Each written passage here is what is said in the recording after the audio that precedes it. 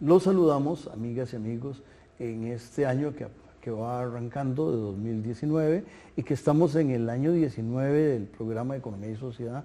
Gracias a todos los compañeros del canal y a las autoridades actuales y anteriores del canal nos han permitido que esta plantita pequeña ya va por el año 19.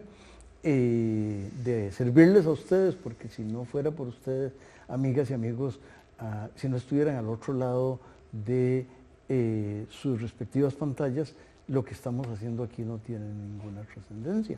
Ustedes le dan la trascendencia que tiene, y en esta ocasión tengo el placer de tener a dos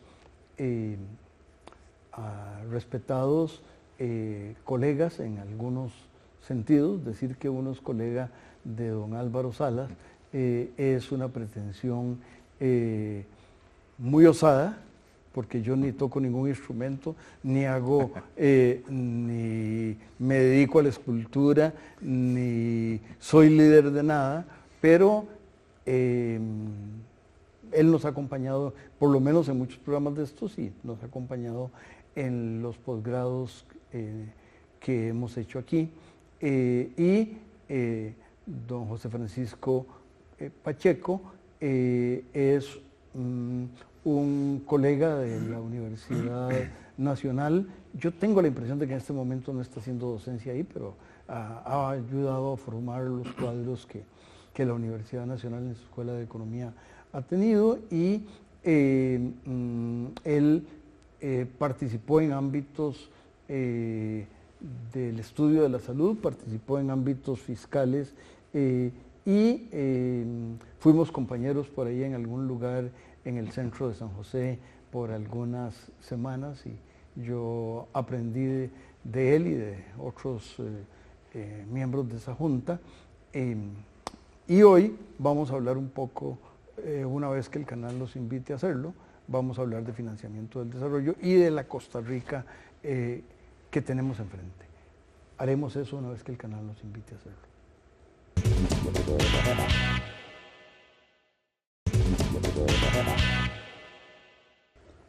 Continuamos, amigas y amigos, conversando con los dos universitarios. Qué bonita esa palabra de universitarios. Pacheco y Salas. Y le iba a solicitar a don José Francisco que nos planteara un poco este tema de frente a otras consideraciones de más de coyuntura, cómo pensar en financiar el desarrollo de este país. Muy bien, muchísimas gracias y un placer de verdad estar con los dos compañeros. El doctor Salas, de altísima reputación, gestor de una de las reformas de salud, creo que la más importante de los últimos 30 años posiblemente, y eso ya es mucho decir, ¿verdad? Porque realmente fue una transformación importante, y que más que usted, don Juan Rafael, también, que ha sido inspirador de muchísimas generaciones de economistas, y bueno, estar acá con ustedes hace que más bien el placer sea mío. Importantísimo discutir un tema que se está perdiendo en el debate nacional, siento yo. Y yo quisiera partir, digamos, de tres consideraciones fundamentales sobre las cuales sostener la conversación. Lo primero es que el país históricamente ha sido un país visionario. Es decir, hemos hecho cosas interesantísimas desde aquel momento en que alguien decidió que teníamos que tener educación primaria universal, ¿verdad?, en el siglo XIX. Después a alguien se le ocurrió que teníamos que tener seguridad social, y el doctor entonces Calderón Guardia lo logra. Hablemos del ejército, y el señor Figueres pasa a la historia por hacer algo que todavía hoy día la gente fuera de nuestras fronteras no logra absorber, no logra comprender bien cómo un país puede vivir sin ejército. Bueno, nosotros lo hemos hecho. Después vino han venido una serie de transformaciones, en tema de la caja, en temas ambientales, de derechos humanos. Entonces yo puedo pensar que hoy Costa Rica, no obstante los retos a los que se enfrenta, es un país que históricamente ha hecho las cosas bastante bien. Y eso es un punto de partida importante, es un punto de partida de optimismo, ¿verdad? En un ambiente donde generalmente nosotros solemos criticar al país, decir cosas tal vez un poco inadecuadas, pero olvidamos que hoy justamente tenemos un nivel de vida bastante positivo, bastante aceptable a partir de eso. Y donde, bueno, el tema de salud, por cierto, nos coloca todavía en un estatus mayor. El segundo punto que a mí me interesa discutir sobre el tema de fondo después es que la discusión fiscal no se ha acabado. Lo que nosotros hemos hecho fundamentalmente es tratar de recuperar un poco el tiempo perdido en materia de decisiones de reforma fiscal, y lo que esta reforma que hoy tenemos, de alguna u otra manera, lo que hace es aumentar un poco el financiamiento del gobierno de un gasto que aprobamos, digamos, en los últimos 20 o 30 años. Esa visión de un Estado que tiene que dedicarse a varias cosas.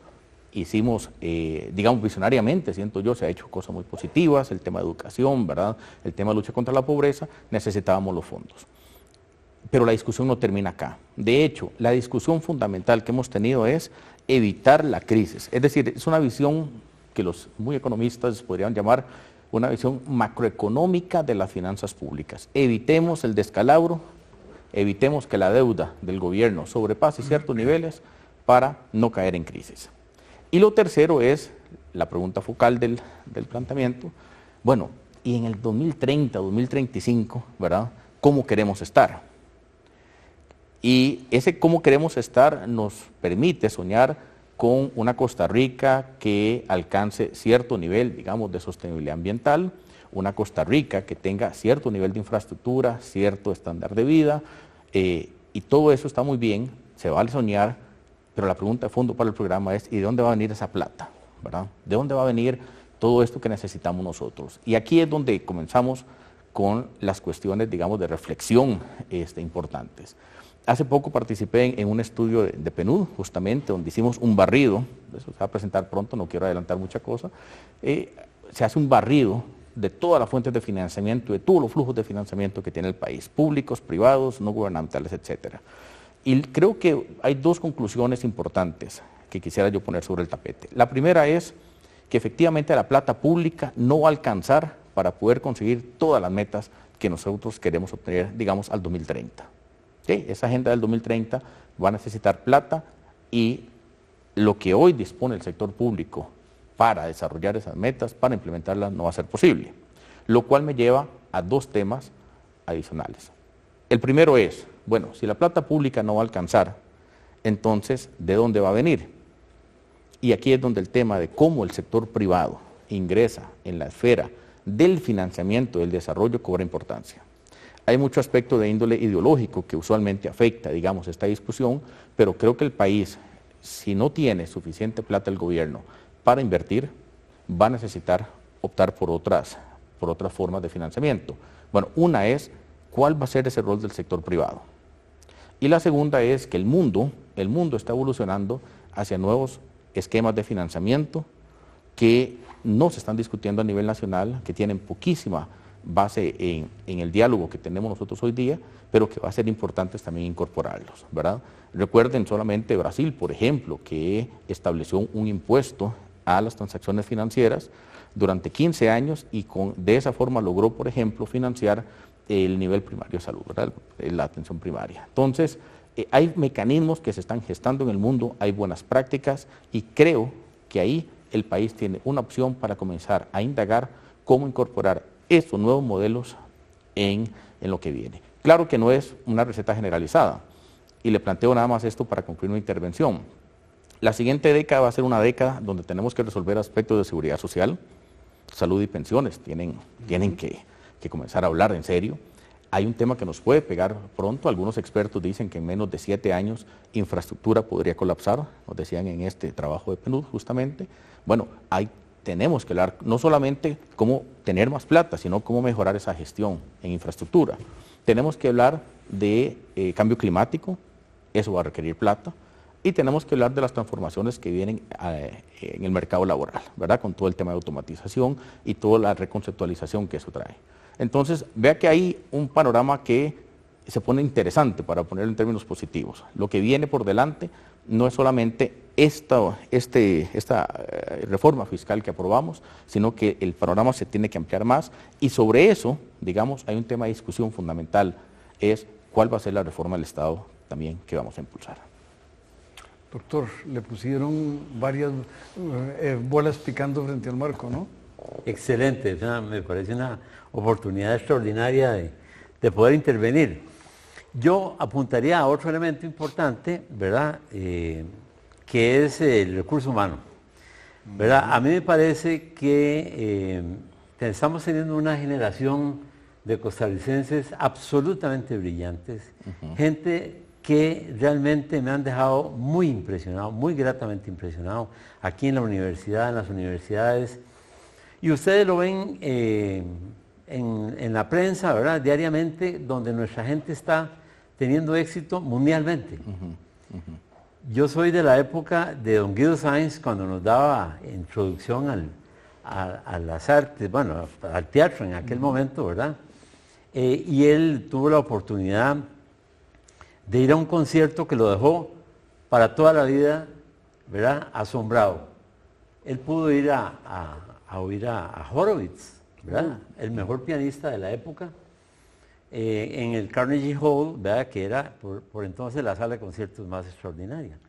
Y entonces don Guido nos llenaba, ¿verdad? Con aquella capacidad de poder transmitir aquella emoción tan grande de haber visto a Vladimir Horowitz en el mejor escenario del mundo. Bueno, resulta que ya van 7 costarricenses que tocan en el mismo Carnegie Hall, ¿verdad? Piano, ¿verdad? Que están tocando piano ahí, con un éxito asombroso de todas las edades, ¿verdad? Resulta desde los primeros que son niños, ¿verdad? De 8, 7, 10 años, hasta muchachos ya de 15, 18 años, en la mejor sala del mundo. Bueno, los conciertos, ¿verdad? Es un tema muy amplio, porque tenemos violinistas, tenemos guitarristas de primera. Hace poco un costarricense ganó un Grammy por arreglista musical. Un Grammy, ¿verdad? A nivel internacional por arreglista, ¿verdad? O sea, ya no solo tenemos, digamos, virtuosos, ¿verdad? De un órgano, de un instrumento, sino además en la parte técnica musical, que es muy compleja, se gana un Grammy. Por esas cosas de la vida tan importantes, siempre estoy muy cerca de donde está toda esta gente, y empiezo a ver, me han llamado a 3 reuniones extraordinarias. Una es sobre cómo resolver el problema de las listas de espera, pero fuera de la caja, no en la caja. ¿Cómo se pueden resolver desde fuera de la caja, verdad? Entonces, cómo una serie de arreglos entre bancos, ¿verdad? Que puedan financiar, clínicas que puedan financiar. Bueno, porque hay un montón de espacio vacío, ¿verdad? Hay un montón de tiempo muerto en todas las instancias. ¿Cómo llenamos el tiempo muerto de lugares de alto costo que si les llenamos ese tiempo no es tan alto y que podría atender perfectamente a una gran cantidad de costarricenses? Entonces, me llena de ilusión, ¿verdad? Pensar de que dichosamente ya en Costa Rica empezamos a ver soluciones que ya se salen un poco de lo tradicional, ¿verdad? Porque a nosotros nos ocurre un poco en la caja de que si no es pensado por nosotros no sirve, ¿verdad? Y cualquier otro que venga de afuera viene a atentar contra la estabilidad institucional. Como que nos estamos dando tiempo, nos estamos dando permiso para pensar. Y eso de permiso para pensar, hoy es una cosa extraordinaria porque se piensa en red, ¿verdad? Y este grupo, que son como 7 gentes, aportan cada uno una variedad de conocimiento, de habilidades, ¿verdad? De software, de cosas que en su conjunto permiten una propuesta. Pues escucharemos eso y lo mezclaremos con el tema del financiamiento una vez que el canal nos invite a regresar. Eso vamos a hacer.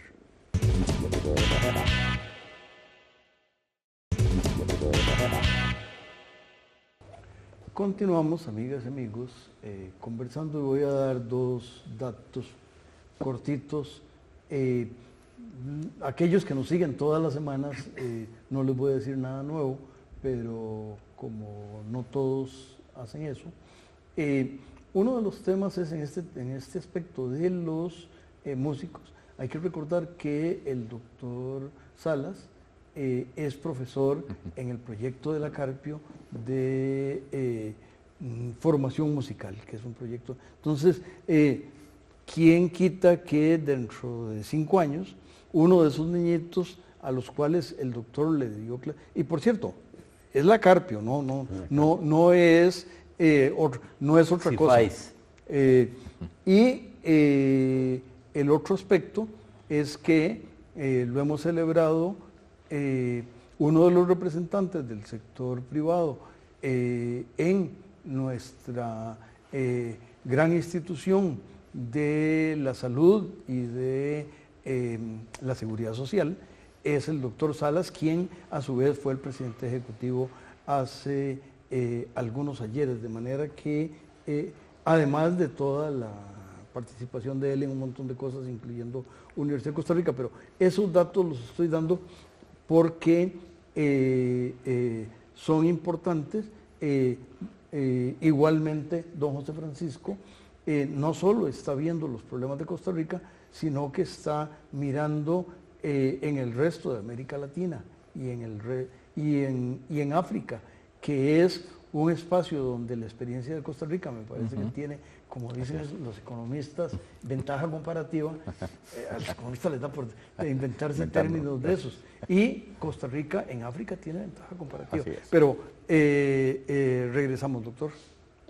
Sí, yo creo que tenemos que hacer un gran esfuerzo. Sí, don José Francisco aquí lo está planteando, ¿verdad? Yo creo que se requiere de esa capacidad de pensar, de sentarse a pensar. En este país hemos tenido una bendición, ¿verdad? De gente que con mucha información, que hoy es muchísimo más fácil de obtener que en aquellos tiempos, pudieron hacer planteamientos al país que fueron trascendentales y que marcaron un derrotero, ¿verdad? Yo no tengo la menor duda de que hoy, con mejores posibilidades, mejores capacidades, esta generación tan brillante va a hacerle al país propuestas que vayan en la dirección que planteaba José Francisco, ¿verdad? De poder asegurarnos el futuro, el desarrollo en el futuro próximo, ¿verdad? Que ya está encima. Exacto. Es lo que se llama ahora ser disruptivo, ¿verdad? Pensar distinto, romper moldes y empezar a plantear las cosas distinto. Ese es un reto mayor. ¿Por qué? Porque la mayoría de veces nosotros creemos que los nuevos planteamientos generalmente van en contra de lo que ya está, del status quo, y a no todo el mundo le favorece eso, ¿verdad? No todo el mundo lo quiere hacer así. Pero creo que, bien lo apunta el doctor, mire, tenemos una cantidad enorme de costarricenses que están diseminados por todo el mundo. Muchos de mis compañeros, por ejemplo, de colegio, hoy son gerentes de Intel que están en Israel, que están aquí, que están allá. ¿Por qué? Porque el tico tiene una formación, digamos, muy particular. El costarricense puede perfectamente lograr cosas interesantísimas. Las universidades están cargadas de científicos que están haciendo cosas novedosas. Lo que tenemos que hacer es popularizar esto, pongámoslo así, cómo masificar todas estas experiencias que hoy tenemos, ¿verdad? Para que el impacto todavía a nivel interno sea mucho mayor. Es decir, pasar de casos que cada vez son más generalizados a que esto sea, digamos, una experiencia más generalizada a lo largo de todo el país, en las empresas y en el sector público. Y eso es un reto que en materia de innovación también tenemos que controlar. En materia de financiamiento, mire, yo siento que efectivamente ya ahora se está hablando, por ejemplo, en algunos países, y sé que es un tema muy, muy álgido, que la seguridad social se tiene que comenzar a financiar a partir de las rentas, no solamente de los salarios, ¿verdad? El enfoque aquel de que el seguro social se paga a partir del salario que recibe esta persona o de los ingresos del trabajador independiente, comienza a dejarse de lado, y países que están en un estado de madurez de seguro social como el nuestro, ¿verdad?, ya comienzan a replantearse el asunto. Entonces, hay dos temas acá, en materia de financiamiento propiamente. El primero es que efectivamente las fuentes de financiamiento de la seguridad social hoy son más diversas de lo que históricamente se conoce. ¿De dónde van a venir? Bueno, si usted tiene un alquiler, si tiene intereses, si tiene salarios, en muchos países todo esto cuenta y el cálculo de la contribución a la seguridad social se hace con base en eso. Ese es un tema. El otro tema es que cuando hablamos de financiamiento no solo estamos hablando de dónde viene la plata, sino de cómo se gasta. Y eso es fundamental, ¿verdad? Eso es fundamental. Fundamental por dos razones. Porque elevar la eficiencia del sector público hoy es un clamor nacional. Todo el mundo quiere ver que el gobierno haga más de lo que ya hace. El gobierno hace cosas importantes, es decir, el sector público logra cosas muy interesantes, de verdad. Y vuelvo al caso de la Caja y lo he dicho en otros foros. Ningún país que tenga el nivel de mortalidad infantil que nosotros tenemos, lo haría si el sistema de salud en general, ¿verdad? Como sistema, no fuera, digamos, no fuera muy bueno o inclusive excelente en lo que es humanamente posible.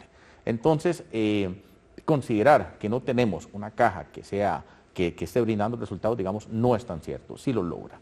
Sin embargo, la gente quiere ver esa milla extra que le llaman, ¿verdad?, algunos conferencistas. Bueno, yo quiero ver también que esa plata que yo estoy invirtiendo, o que estoy pagando en forma de impuestos, para que me hagan una carretera, que la carretera se haga bien y que dure 2 o 3 años, no 30.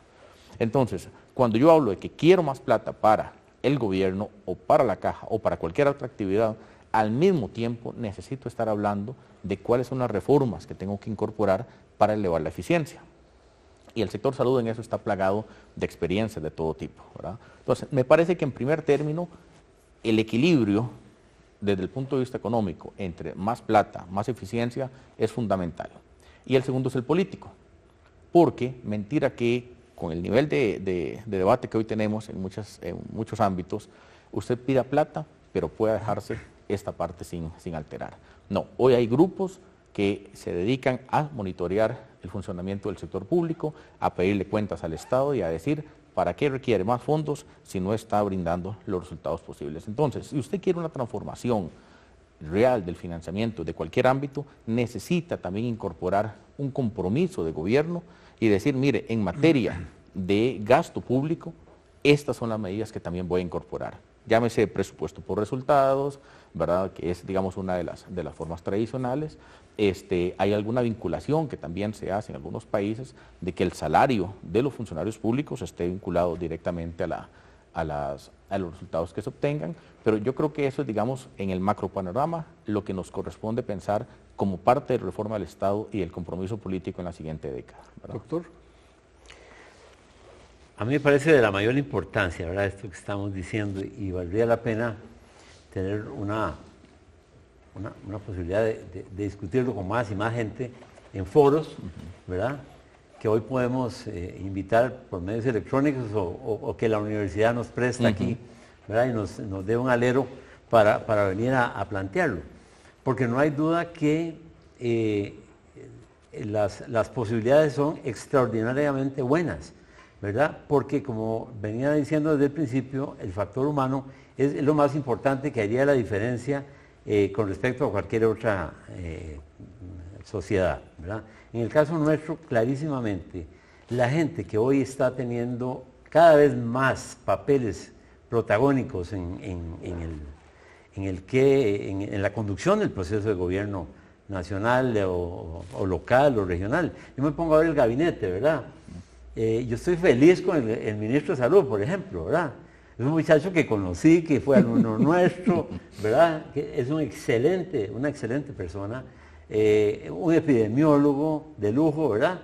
Y hoy está y alrededor de decir, a mí que el tema del dengue me trae mucho, obviamente y él es el experto en dengue, ¿verdad? Por otro lado, en el INA, ¿verdad?, uno ve este muchacho valenciano, es una maravilla, ¿verdad? Es un muchacho muy joven, pero lleno de energía, está deseando una oportunidad para ampliar esas posibilidades. Y sobre todo que él, entendiéndolo así, lo transmite a su gente y lo transmite a esa cantidad de estudiantes que tiene el INA, que son miles en todas las esquinas del país, ¿verdad? Entonces, yo pienso que este tema, que es como la estructura, digamos, la discusión, ¿verdad?, que plantea don José Francisco, toda esa estructura de discusión, nosotros lo podemos ir llenando, ¿verdad?, con experiencias y propuestas de gente brillantísima, que hoy es un gusto tratar con ellos y saber que son gente que se formó en nuestras universidades, son de colegios públicos y privados, bueno, de todo el mundo, ¿verdad?, pero que ama este país Es que eso es lo más importante, ¿verdad? Hay un cariño enorme por este país y un deseo enorme de que este país salga adelante. Es como una estrella brillante en el cielo, ¿verdad? Un cielo oscuro. Porque, digo oscuro porque a ratos uno ve para el norte y está medio enredado y uno ve para Europa y está enredadísimo. Sí. Mi querida Francia, ¿verdad? Que tanto adoro, ¿verdad? Y de repente una situación muy complicada. Bueno, nosotros podemos lograr en medio de toda esa situación como separar, como una burbujita, poder, mientras nos da el chance de poder plantear el desarrollo futuro de esta sociedad con éxito. Y yo no puedo terminar sin felicitar al programa, ¿verdad? En sus 19 años, porque he sido parte de él en buenas cantidad de programas, con todos los compañeros aquí del canal, por supuesto, y desearle que tenga muchos más. Claro, y ese es uno de los temas, y le agradezco la referencia a los compañeros, porque nos ven a nosotros, pero detrás de nosotros claro. Está la iluminación y está los micrófonos que nos acompañan y está el realizador que nos está organizando y está todos los ámbitos del canal y está el presupuesto de la universidad y está la gente que paga los impuestos y sin eso no existimos. De manera que tenemos un compromiso, amigas y amigos, con ustedes y a veces nos trabamos con el que tiene el profesor Vargas, pero ganas no faltan. Los invitamos, amigas y amigos, a que la próxima semana, en los mismos tiempos y circunstancias, nos acompañen y quédense con este canal que con esos mismos impuestos hace la televisión que ustedes se merecen. Felicitaciones y gracias. Gracias. Gracias.